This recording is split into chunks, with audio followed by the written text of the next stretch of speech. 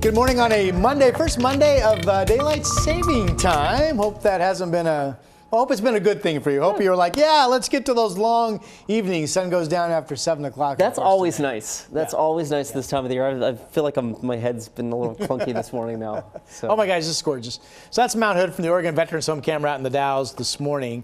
And if you don't have fog pockets at your house, that is the blue sky up top, and it will turn into a beautiful day. Brilliant, yes, wow. Brilliant blue sky. All right, so we always start Weather Extra with a little trivia. So let's go to that. Okay, so today's trivia.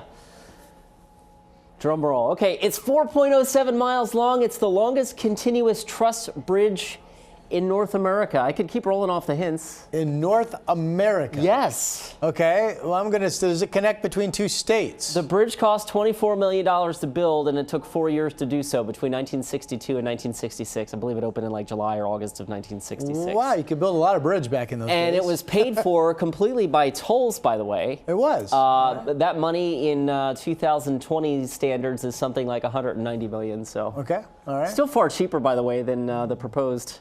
Yes. The Portland, 24 Vancouver millions. Interstate Bridge. Yeah. And last but not least, there's a race that goes across this bridge in October. I think it's the second Sunday in October. Is that right? Have you been in this race yourself? Sir? I have not been in this race. Okay. I would like to go take part in this race at some point. All right, well, we'll get to the trivia. Yeah, so we'll get to that in a second, but first off, we need to talk a little weather. Simple stuff. We are dry. Let's go ahead and show you the 7-day forecast if we can, and it is looking incredibly dry. Temperatures outside 55 degrees this afternoon, 57 tomorrow, 57 Wednesday, 62 Thursday. The only thing you don't see on this is a little passing system to our north tomorrow night. That could push us in a solid cloud deck into Wednesday morning, but right now we would think we would clear during the day and still get well up into the 50s.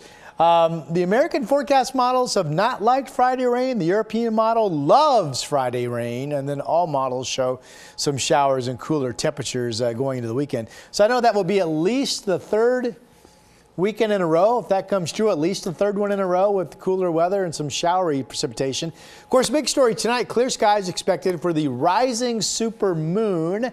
And Chris McGinnis is going to take us through that. Chris? Yeah, so about that supermoon, Rod. What is a supermoon? We talk a lot about this. Well, first off, the supermoon occurs this evening at precisely 10:33 p.m. Pacific Daylight Time. All right, so what is a supermoon? A supermoon occurs when the full moon coincides with a full moon or a near full moon, and I'll get to that in a second when I get back to talk to Rod.